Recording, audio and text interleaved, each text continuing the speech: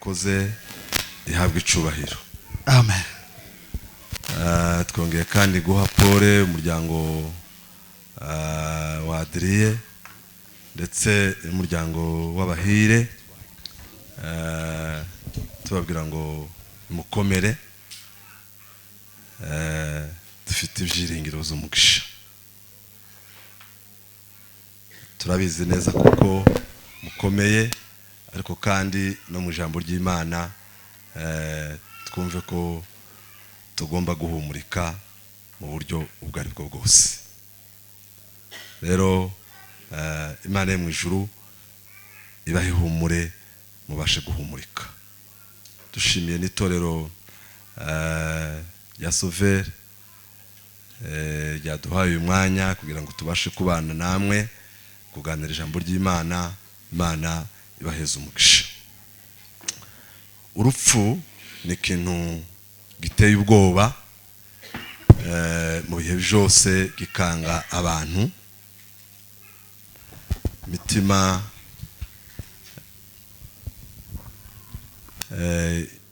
igahungabana, kubera kuko ni ikintu gitinyitse.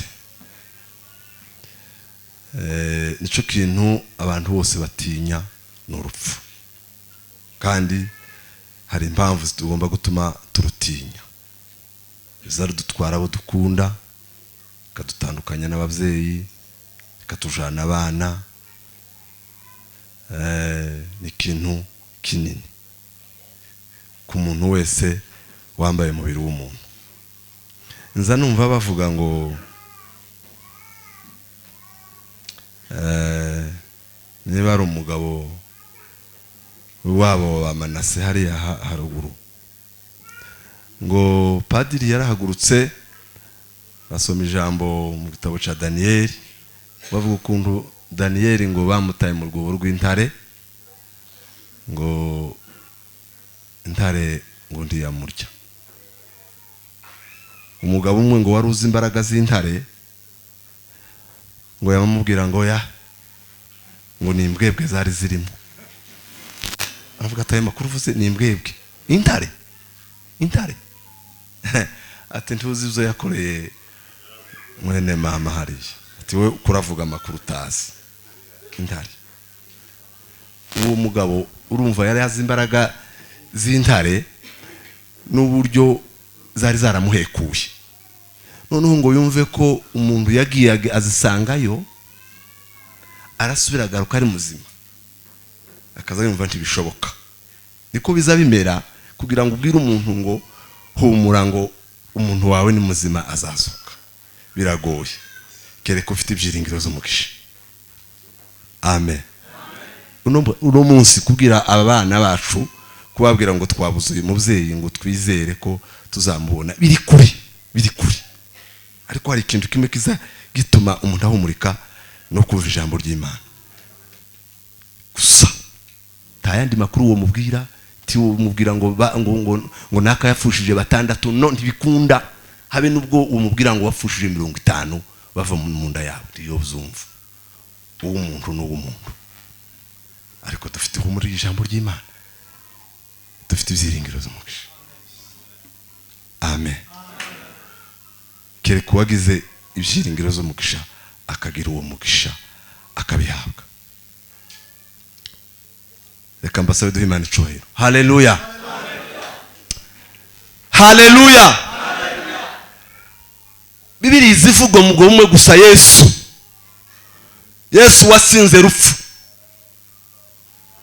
ngo arupfukama mu nda, arumara imbaraga zirashira.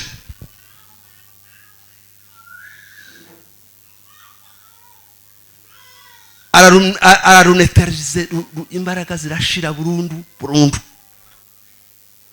Nico gutuma dufite ibyiringiro, tuzatubwira abantu ngo nimuhumure, dufite Yesu.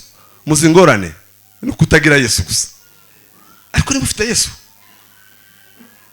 habe nubwo Bibiliya ivuga ngo habe nubwo muhura mu isekuru ntazanoga tugato. Ese abana bacu bazi imihini iyo duhe duhura ibigori, ababyeyi bo barabizi, baza bahura ibigori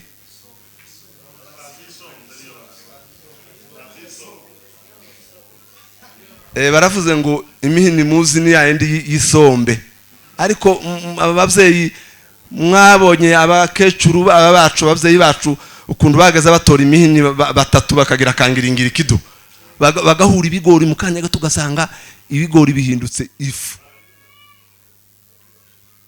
ngo habe n'ubwo muhura mu isekuru njenyeno kereka akagira umugisha akaba afite Yesu. Niwe muntu wenyine wamaze imbaraga urupfu, abamwizeye bagira ubugingo.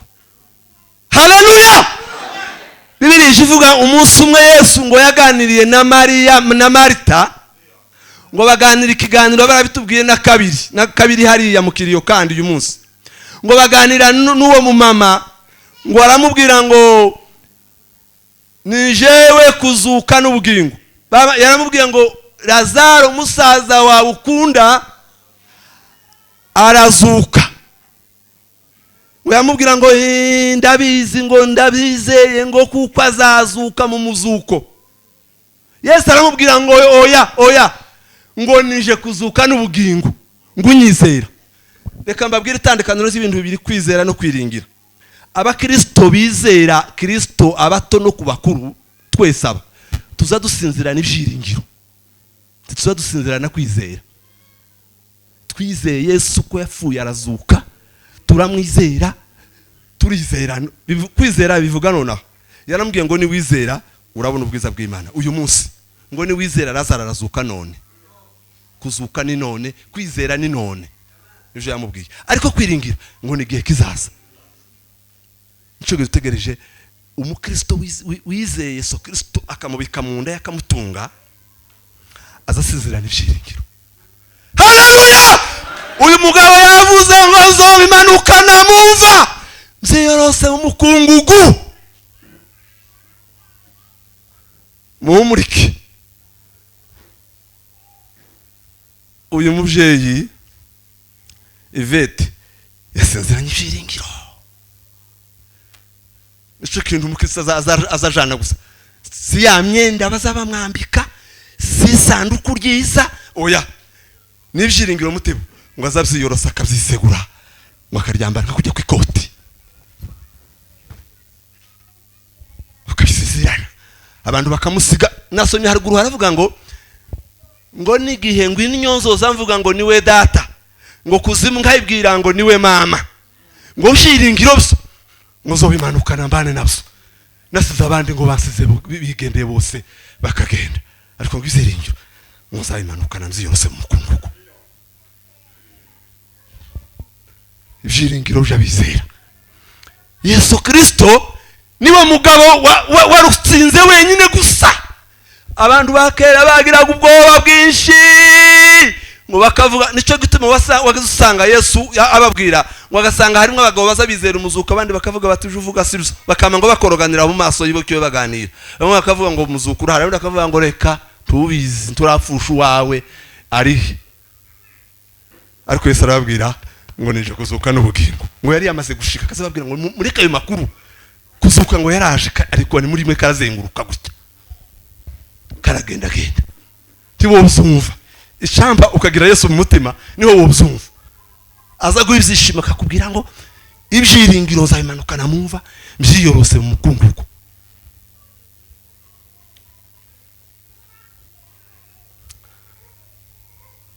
Pawulo yabwiye itorero y'Itesalonike ngira ngo arabwira ngo sinshaka ko mutamenya ibyo abasinziriye, ngo mureke mbabwire ibyo abasinziriye, ngo mutababara nk'abatagira ibyiringiro. Imana ishimwe. Ngo sinshaka ko mubaho mutagira ayo makuru, ngo mubeho nk'abantu batagira ibyiringiro. Arababwira ngo niba mwizeye ko Yesu Kristo yapfuye akazuka, ngo niko azazana n'imibiri y'aba bacu bahe basinzira uyu munsi. Kristo muzatunga hariya akavuza impanda hariya, ngo azazana n'igicu cy'abera. Yo abapfuye uhereye kuri Abeli kugeza kuri uyu munsi wa none tuvuga uyu mubyeyi Ivete wasinziri tutararambika mu butaka, ariko ngo yamaze kugera muri paradizo, ariko ngo yajanye ibyiringiro by'abera nibyo afite. ibyiringiro by'abera barazabigendana. Hari umwanditsi wavuze ngo bizamera nk'ibitsi ku mutima, umutima ngo ntuhungabane.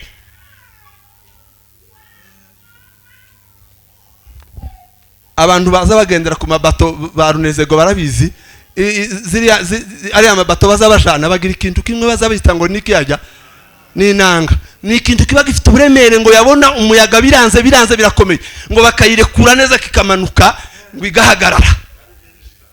Ibyiringiro z'abakristo iyo babifite umutima ngo bizabimera nk'igiti ku mutima, umutima ngo ugahagarara ntuhungabane. Haleluya! Natangaye.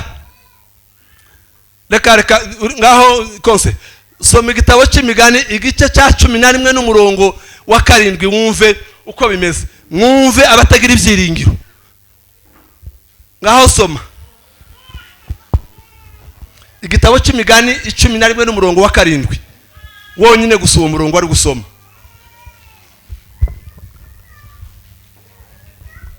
Igitabo cy'Imigani 11 no kuri 7. Iyo umunyabyaha apfuye, kwiringira kwe kuba gushize, kwiringira ngo kuba gushiriye aho ngaho, kandi ibyiringiro by'abakiranirwa biba bishiranye nabo, bizazama bishirana n'uwo muntu aho ngaho, ndazazajana ngo asinzirane nabyo, ibo ngo sefini biba birangiye kabisa. Amakuru abashize iyo utizera Yesu Kristo, iyo upfuye biba birangiye. Ni kujya baza akuru ngo nakamuri kazimiriye kabindi umwijima.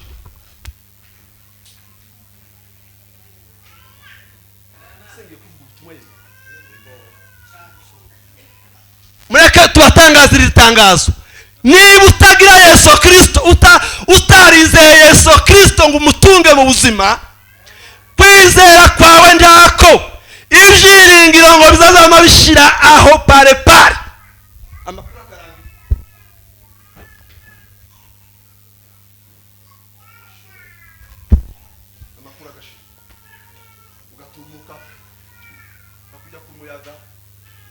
Ariko abizeye uwo mwami Yesu Kristo, babandi wa mugabo yavuze ngo abapfuye bumva ngo bamanukana ngo ijiringiro bakabyiyeroza mu mukungugu, ngo bagasinzirana nabo, ngo bagategereza kuboneka kwa Yesu Kristo, bakaruhuka. Niba ari umuseko akavuga ngo daruse tegereje Yesu Kristo. Uyu mubyeyi yakoze imirimo ye mu gihe ciwe, iminsi Imana yari yaramuhaye, nta deni yasize, kandi mu by'ukuri uko tubona n'uko tuzi, oya yasinziranye ibyiringiro, ategereje ibyiringiro by'umugisha kuzaboneka kwa Yesu Kristo, umunsi tuzobona atungutse hariya mu gicu. Pawulo yaravuze, avuga ijambo rikomeye ngo akazabwira ngo abantu kabwe n'umureke mbabwire ngo ndi mu kwitekereza, ngo avuga ngo ise ngo mbeze mu rugo abangabo, ise ngende ngo ningenda mfite ibishimiro gusanga umwami Yesu, kandi ngo nabwo nimba gitinze hano ngo ndacyafite akazi ko ndakora umurimo wivuga butumwa, ngo kugira ngo ngwize imirimo icyo Imana yampamagariye. Ngo aravuga ngo noneho ngo mbeze mu runga abangabo. Ese urunga abangabo ni ikinyamurenge yeme? Tarindi ijambo ritari urugabangabo,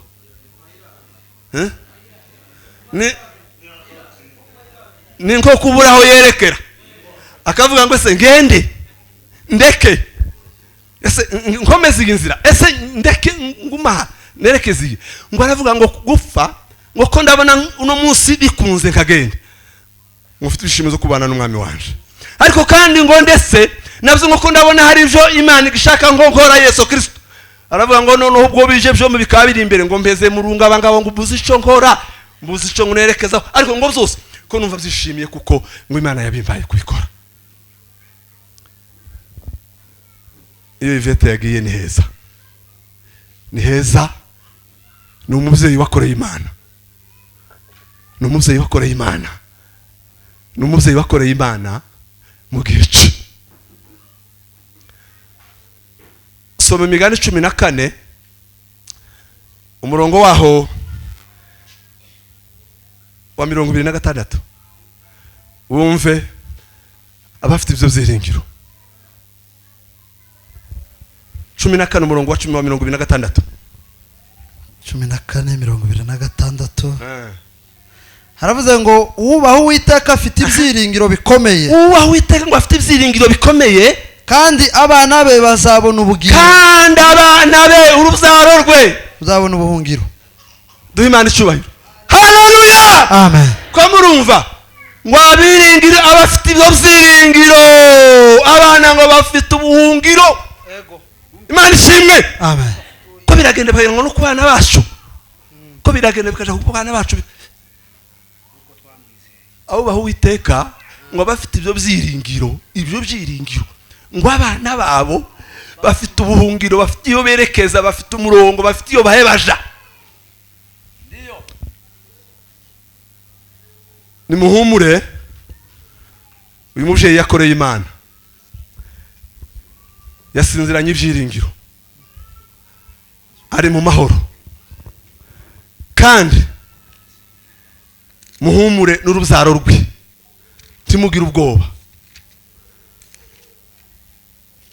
Urubyaro rwe ngo rufite aho ruzerekeza, ntiruzatakara mu ibarabara, kuko Yesu uyu dufite, uyu duhe tuvuga kuzuka n'ubugingo, niwe ufite n'ubuzima bw'abana. Muhumurike, ntimugire ubwoba. Yesu niwe uzurera imfubyi akazikuza, niwe uzibeshaho. Pawulo abwira Tito ngo dufite ibyiringiro by'umugisha n'ibyo kuzaboneka kwa Yesu Kristo. Nimureke duhumurike, dufite ibyiringiro. Nubwo umuze yadusize uyu munsi, ariko agiye none, ejo abandi bazomukurikira. Dufite ibyiringiro by'umugisha no kuzobona Yesu Kristo. Imana dufashe kandi Imana duze umugisha. Amen.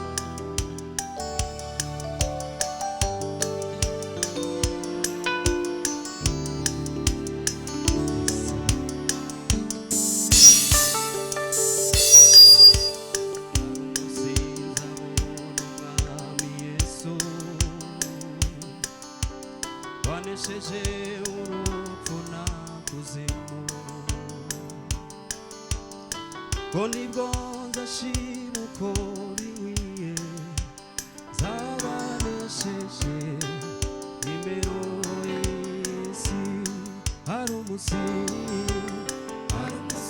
nzabona Umwami Yesu wanesheje urupfu na kuzimu nibwo nzashima uko bikwiye zabanesheje imiruho y'isi hari umunsi nzabona Umwami Yesu wanesheje urupfu na kuzimu nibwo ndashima uko bikwiye zabanesheje imiruho y'isi ndashima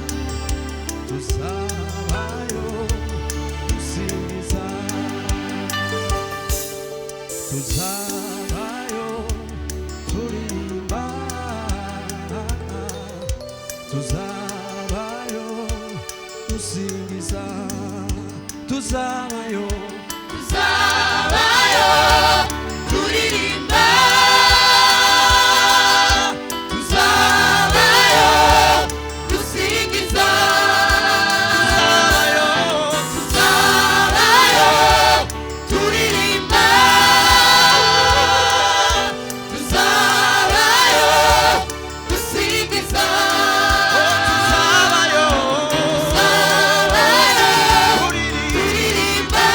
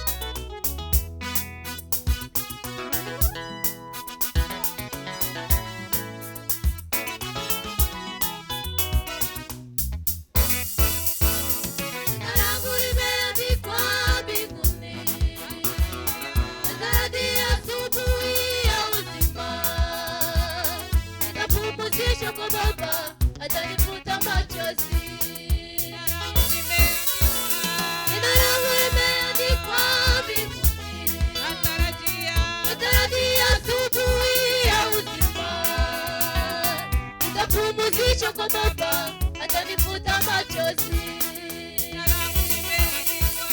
Jina langu limeandikwa mbinguni, natarajia asubuhi ya uzima.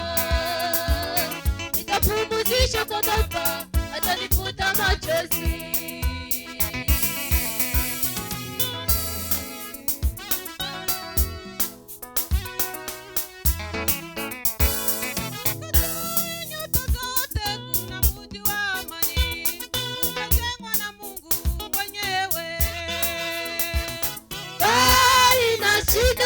Bali na huzuni, bali na vita, mji wa amani.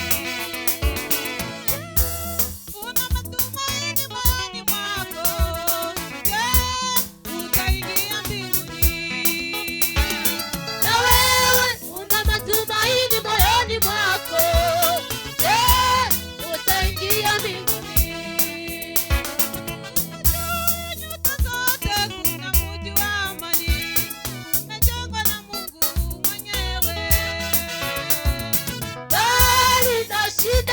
Bali na huzuni, bali na vita, mji wa amani. Una matumaini moyoni mwako, utaingia mbinguni. Na wewe una matumaini moyoni mwako, utaingia mbinguni. Jina langu limeandikwa mbinguni,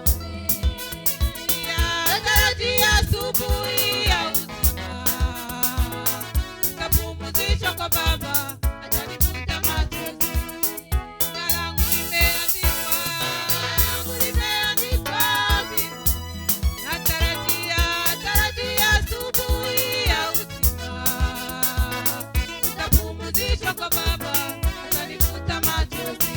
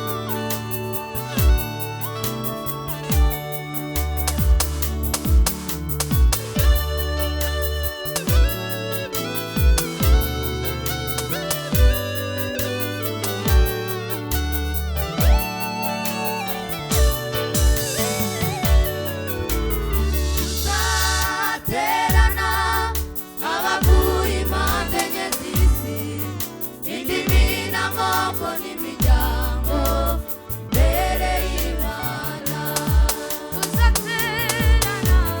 Tuzaterana abavuye impande enye z'isi, indimi n'amoko n'imiryango imbere y'Imana.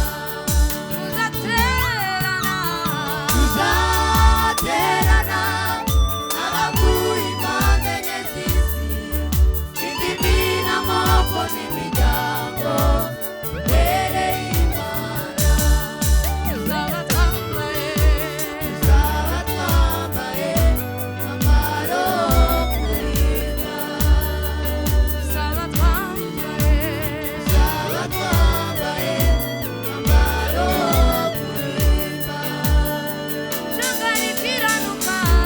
Isanga rikiranuka rigakora iby'ukuri, ivugurure amarembo ryishyire. Isanga rikiranuka rigakora iby'ukuri, ivugurure amarembo ryishyire. Tuzaririmba ko dufite umuvu ukomeye, Imana izashiraho agakiza ab'igite n'ibiyome. Tuzaririmba ko dufite umuvu ukomeye, Imana izashiraho agakiza ab'igite n'ibiyome. Tuzaririmba ko dufite umuvu ukomeye, Imana izashiraho agakiza ab'igite n'ibiyome. Izaba ari igitondo cyiza, mbega igitondo kizira igitondo. Izaba ari igitondo cyiza, mbega igitondo kizira igitondo. Izaba ari igitondo cyiza, mbega igitondo kizira igitondo.